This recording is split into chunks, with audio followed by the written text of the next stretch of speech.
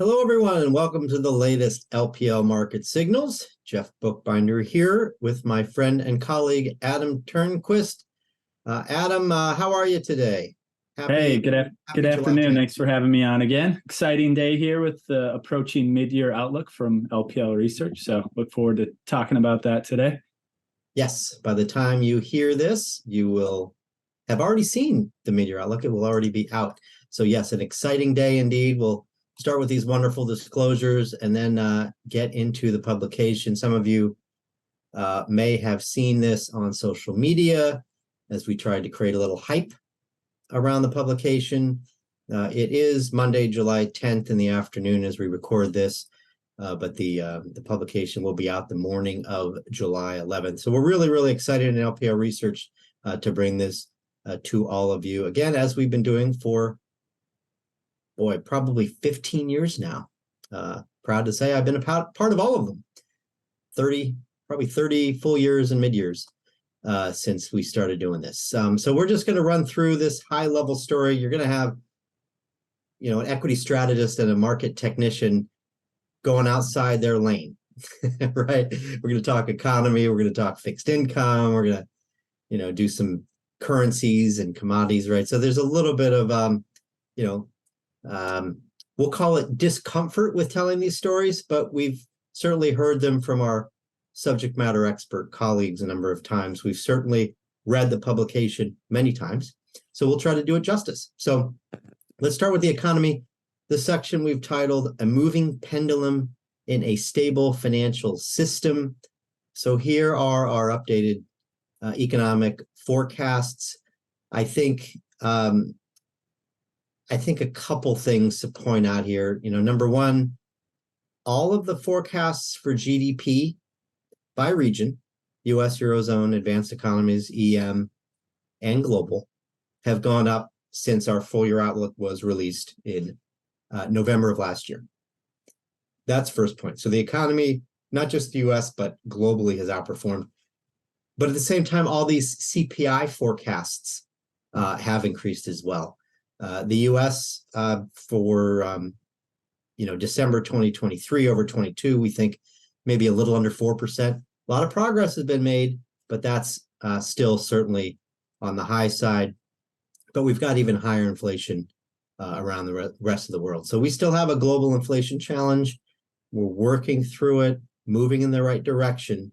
That will be a key to determining where the markets go in the second half.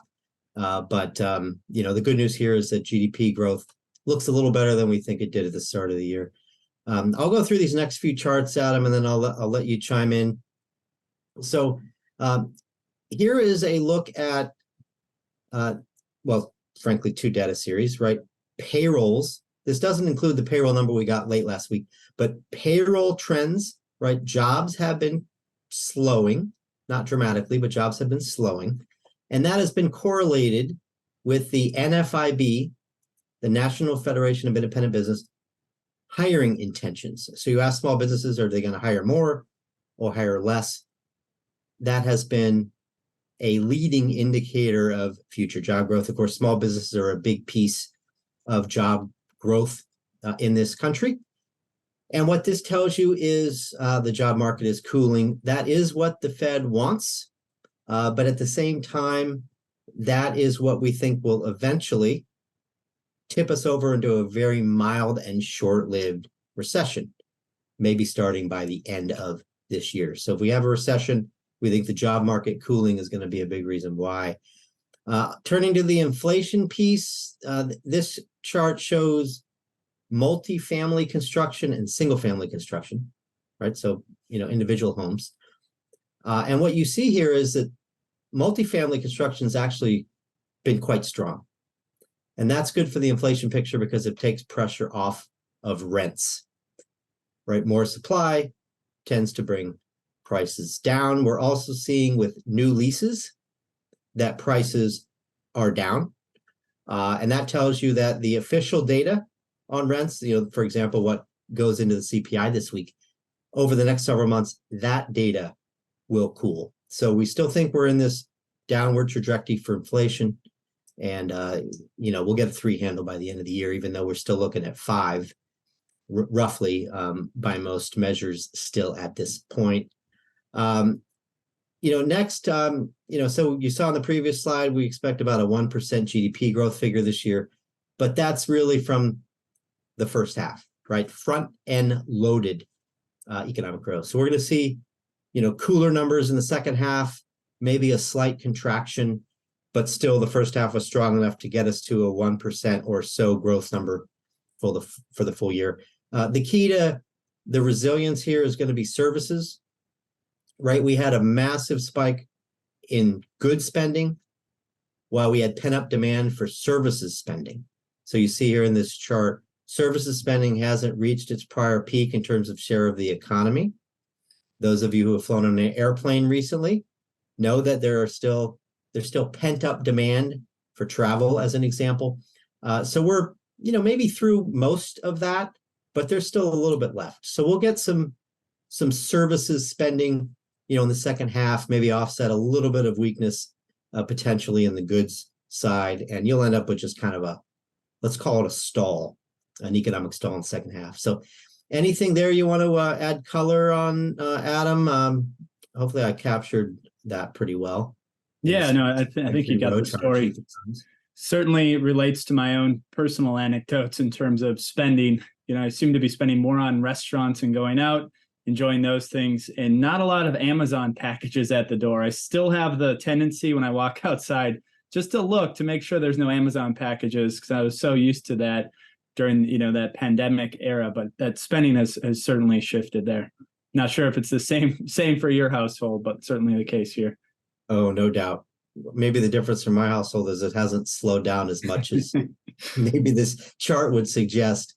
With goods spending fading, that's the orange line, and then services spending picking up, but still not quite back to pre-pandemic levels. So we're I don't know, call it the seventh or eighth inning on that trend. So that's a quick overview on the economy. It's not a great outlook, but we also recognize that maybe we're being a little bit too conservative. There's a possibility, certainly, that we have a soft landing. You'll see percentage odds on that here in a little bit as we get through the equity section. Certainly, the recent data suggests that there's a better chance of a soft landing than we thought at the beginning of the year. But our view in LPL Research is that it's just delayed. That mild recession is delayed, but it still comes. So here's the equity section. We titled it "Weight of Evidence Points to Modest Gains." This is where we've got this kind of continuation of a balanced theme, right? We were looking for a way to find balance in our outlook for the full year, and now we're talking about the path to stability. So you see some of these plays on that theme throughout the publication. So weight of evidence points to modest gains. Frankly, when we locked this in, stocks are a little bit lower than they are now, but we still see modest gains in the second half. And here's another place where, we've kept our price target range of, at the high end, 4,400 on the S&P 500, but that's just a fair value range, 4,300 to 4,400. It's not a point forecast for the end of the year, and stocks can trade above fair value for, a period of certainly several months, if not longer. So, Adam, I'll let you walk through this table. There's certainly a lot here, a lot of good stuff here, but I think it's going to paint a picture, folks, that suggests that maybe just modest upside is the base case, but there's certainly the possibility that stocks do even a little bit better in the second half. Yeah, I like that framework in terms of the base case being modest. And this table really supports that weight of the evidence approach in terms of a really compelling case for a solid year. We looked at several different indicators for the market. If you go back to the beginning of the year, we were obviously lower coming in. 2022 was a down year. When you look at years following a down year, they're pretty rare. There's only been a few occurrences over the last 80 years. So your average gain coming off a down year is 15%. You're positive 84% of the time, as the table shows. Then we also moved through January. We hit that trifecta. That means we had the Santa Claus rally period positive. First 5 days of January were positive. And then the month of January also positive. So that's the trifecta. You can see annual gains there, 17.4%. 90% of the time when you hit that trifecta, you're also higher. Midterm election years are seasonally strong years. Average gains there for on an annual basis at 17%. Obviously, we're in that midterm election year now. And then we also entered a new bull market. Even all that pessimism that we heard about in the beginning of the year, the market climbed the wall of worry, cleared that 20% threshold off the October lows, and we back tested that as well. So once you hit that 20% threshold, the average gain 12 months later is 18.9%, and you're higher 92% of the time as well. So again, pretty compelling evidence. We didn't include everything. We had to kind of cut this short to keep it on a page, but even after a Fed pause, the market's higher, I think right around 10%. 12 months later, when you're positive in the first half, the market's higher. In the second half, right around, I think it's 6% in the second half. So there's a lot of evidence pointing to a strong year overall, but that goes back to that modest part of the segment, because if you look at some of these average gains, 15% years following a down year, we're almost there already on the S&P 500. I think we were talking earlier for year-to-date performance. I think the S&P is up right around 14 to 15%. Technically, I think you can see modest gains right now from a pure technical perspective.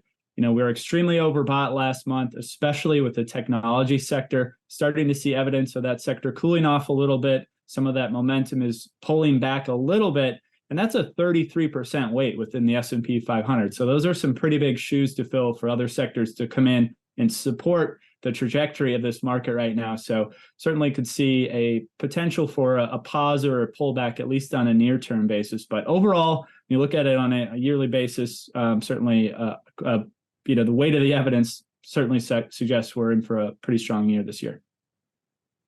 Yeah, absolutely. It feels like a booming year, right? But remember, we're still not all that close from last year's high, right? And we are kind of following this playbook. I mean, I don't think it's any coincidence that these indicators point to mid to high teens gains, and that's what we're on track for. Yeah, and one stat to throw in the mix is just the average drawdown during the year. Right now for the S&P, we've only had a drawdown of around 8% for the year. On any given year, the average drawdown or max drawdown is about 14%. And so, a pullback or a correction within a bull market is completely normal. Wouldn't be surprised to see that in the second half as well. I think the good news would be that would most likely be a buying opportunity for investors that missed this first half rally. Yeah, absolutely. I mean, we write in the Outlook that there's certainly a bull case as investors look through whatever recession we're going to get, or if maybe we don't get one at all, but whatever it is, people look through this period and toward the end of the year, markets are going to be trading on, an economy in mid 2024. That could look quite a bit better. We could remove this uncertainty that we have right now about recession that everybody's focused on. And, that could be your path to stability, right? The sort of just getting the point where we can price this in. Maybe we've priced in some recovery, but we would argue not a full recovery, and earnings are still a little bit depressed. We'll do more on earnings here in a bit, but this table, I believe every chart we have here is actually in the publication. So this table will certainly be there, and as you mentioned, Adam, there's certainly a number of other studies that you could look at that would tell a similar story, that this is a real bull market and it probably has a little bit more upside. We are still neutral equities, our investment committee, and the biggest reason why is because bond yields have moved up so much, and fixed income actually offers pretty attractive returns, as attractive as we've seen in decades. So this chart puts the valuations for equities in the context of fixed income. So you convert the price to earnings ratio for the S&P 500 into an earnings yield. You just take the inverse of price to earnings and make earnings to price. And that's the equivalent to a yield for bonds, right? The income over price. And so, when you compare those two statistics, you get what's called an an equity risk premium. Right now, that equity risk premium is about 1%. So in a sense, you could say that you're getting paid 1% to take on the additional risk with equities that you would, relative to what you would have to pay for bond risk, right? For bond income. Well, common sense would tell you that that's not a great deal, right? That 1% isn't really much extra earnings to get for taking on equity risk. So, what this says is this stocks relative to bonds are pretty average, right? Long-term average, but down. Stocks are not as attractively valued as they've been in recent years relative to bonds because yields have moved up. As we're recording this, the 10-year yield's pretty close to 4%. So another reason to stay neutral. So turning to earnings, and this is where I alluded to the odds of a soft landing here. Frankly, in the last several months, our odds of a mild recession have gone up a bit. But I think it's fair to say in the last few weeks, maybe they've gone down a bit. So let's call it 2/3 roughly odds of a recession starting at some point in 2023. We think in that scenario, it would start so late in the year, it wouldn't affect earnings too much. In that scenario, we think we could do $212 in S&P 500 earnings, but there's a little bit of an upside case and a downside case. So we probability weight that just to show that it could go in either of these other two directions, and you end up with 213. So that's no change. Even though we raised our GDP forecast slightly, that's kind of old news. And even though inflation expectations are up a bit, there's really no change in how we assess corporate profits for 2023. Now we are just about ready to start earnings season. This will probably be the trough.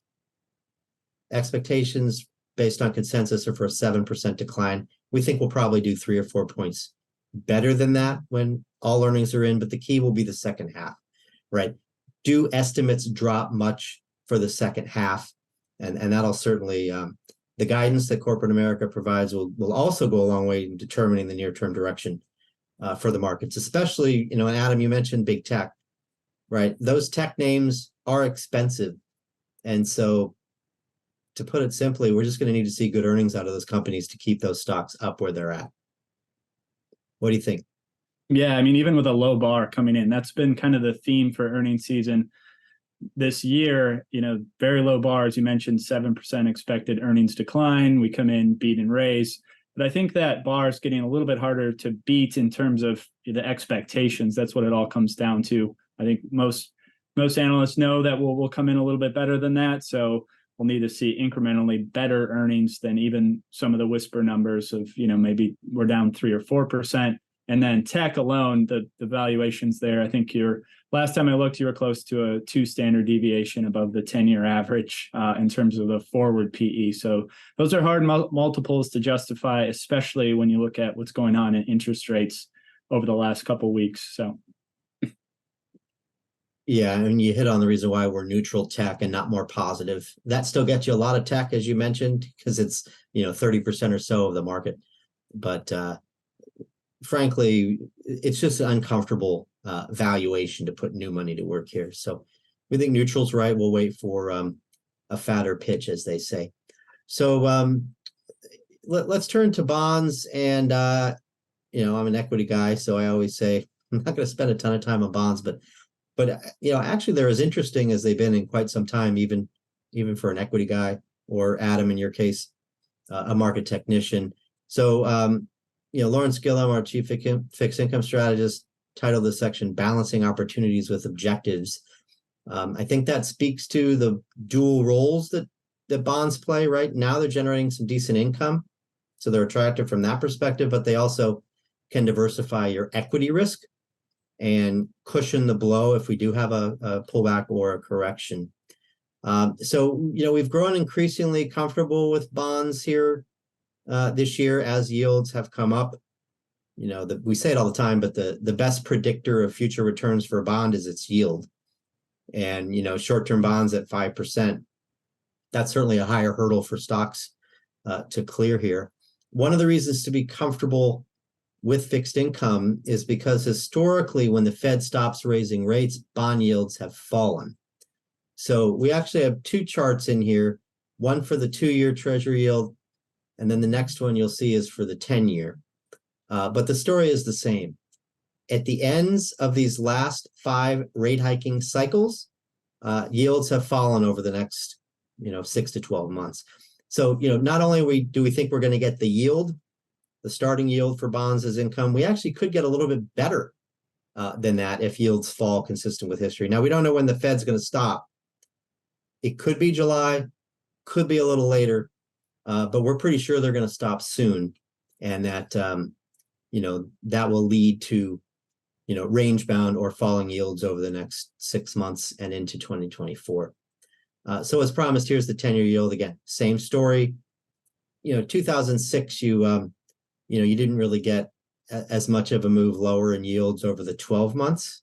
That's the orange line, but the others you did. So we just think, the weight of the evidence suggests yields can go down. Now, of course, falling inflation is going to help too. Again, probably have a 3 handle, maybe mid 3s by the end of the year, and then lower in 2024. Certainly lower rent inflation is part of that, but that's not the whole story. The job market's going to slow, we think. Wage pressures will abate, we think, and you'll end up with, still a modest growth economy, and that should lead to lower yields. So, what does that mean for bonds? Before I kick it back over to you, Adam, just show this slide. Core bonds tend to do very well during Fed pauses. So after the Fed is done, and whether that's, July or September, we think the odds favor one of those two. You see here, these are the gains historically coming out of these pauses over the past several decades. And you see some really good 12-month returns for bonds. Now, you can't compare this period to the early 80s, right, when yields were, high teens. Certainly, we're not going to see 24% returns for bonds. The math doesn't work. But if you look at some of these more recent periods, high single digits or low double digits are not out of the question, right? Especially if we do get a modest, mild, short-lived recession later this year, early 2024, and yields come down. So, of course, it depends on what happens with the credit markets because there's credit in the Bloomberg Aggregate Bond Index. But, Adam, we could potentially get a really solid 6 to 12 months in the bond market. Yeah, these look more like equity market returns, to be honest. It's pretty impressive. And certainly, I think timely from a Midyear Outlook perspective in terms of our call for, going into core bonds. Technically as well, when you look at even the 2-year Treasury, for example, you're right up near the March highs, have not cleared those March highs. So maybe a potential double top forming on that 2-year. So we think it's definitely time to lock in some of those higher interest rates. As the charts on the previous 2 pages show, they're not going to be around forever if we do get that Fed pause. At least that's what history is telling us. Yeah, that's a great point that we have in the Outlook publication as well, that, we don't just plow into bonds at any maturity and say we're going to get 5%, right? You got to think about the reinvestment risk if you go too short, right? And so, maybe 3-month T-bills aren't the best answer. Maybe you want to be more in the belly of the curve, right? Intermediate term bonds, and that way you don't have to worry about reinvestment risk over the next several months when you may end up with lower rates. So another a good point, Adam, and one that we highlight in the Outlook publication. The last chart here we have for fixed income just shows you the sectors, right? We didn't cover sectors for the equities, but we still like industrials. I think the message here is that yields are really attractive relative to the last, call it 13 years. Not just in core bonds in general, but really across the spectrum, right? So that's what these diamonds here represent. These are the current yields based on the yield to worst calculation. The current yields for all of these different bond sectors, right? From the higher yielding areas, bank loans, high yield bonds, the aggregate preferreds, right? Some of the credit sectors still yields very high relative to this recent history. And then it's the same for the high quality stuff, right? Whether it's treasuries, municipals, EM. EM's not high quality, but whether you look high quality or core, what plus sectors, which are more credit sensitive, core, more higher quality conservative sectors. Regardless of where you look, you've got really attractive yields relative to history. So anything here, Adam, jump out at you? I'll just add to what Lawrence Gillum has talked about in terms of going into those plus sectors. You can see the incremental yield pickup is relatively minimal for the credit risk. So we think you can capture pretty attractive yields by sticking in those core sectors without taking on that credit risk right now. So kind of a unique opportunity, I think, at the credit level. Yeah, good point. It's similar to the yield question, right? Are you getting paid to take interest rate risk? Are you getting paid to take credit risk? Are you getting paid to take equity risk? Frankly, in general, we don't think so. So we still recommend folks keep their bond portfolios pretty conservative. Again, take these attractive yields, but also get some protection against potential equity market volatility, because we do think, and this isn't going out on a limb, we do think we're going to get more equity volatility in the second half than we got in the first half. I think it's fair to say that's probably a consensus view at this point, because we got very low volatility in the first half. So those bonds can provide a nice cushion, and we wouldn't take too much risk. We do like preferreds. Certainly, we think you're getting more of a discount than maybe you should based on the regional bank stress, coming out of those March bank failures. So we still think that area looks interesting and worth maybe taking some credit risk. But in general, we're keeping our bond portfolios up in quality. So that's probably the longest I've ever talked on bonds, Adam. So maybe set a new record. Let's close with commodities and currencies. We really don't have a commodities chart in here, but in the publication, we just didn't want to go too long. But in the publication, we do have a commodities chart, and certainly you watch the precious metals and industrial metals complexes closely. So we got a couple of charts on currency on the dollar, and then maybe you can also make some brief comments about commodities as well, Adam. Yeah, we'll start with the dollar, as that really shapes the commodity landscape. And the dollar's been in the headlines all year. Part of it's just the volatility in the dollar. We think risk is to the downside. Technically, at least, we've seen some of that momentum from last year roll over. The trend has been violated, so we do see a potentially weaker dollar. That should bode well for U.S. equity markets. They're negatively correlated to the greenback. But the other headline is just over the dollar, losing its world reserve currency status. And we've been out with a couple publications now, and I think you've talked about it even on your Market Signals podcast, that a lot of those headlines are greatly exaggerated. And I think this chart shows one of the reasons why we think that it's still the currency of choice. You can see here, the dollar accounts for 90% of all global foreign currency transactions. Runner up to that is the euro. Not even half the amount of global FX transactions are in the euro. So we don't see any risk to the dollar losing that reserve status. You can see it clearly dominates in terms of its use as a foreign currency here. Yeah, and this is out of 200% because currency transactions go two directions, right? So yeah, good but point. Still, almost half, and the key point here is way more than any other currency. And I think it's also interesting that the U.S. share hasn't really changed over this. Yeah, it's been pretty stable over the years. I mean, you can see on the blue bar that stands out. It's 85 to 90+% going back to the last 20+ years. Yes, absolutely. So the reports of the demise of King Dollar are exaggerated. We have another chart on the dollar here, Adam. This maybe tells a little bit of a different story.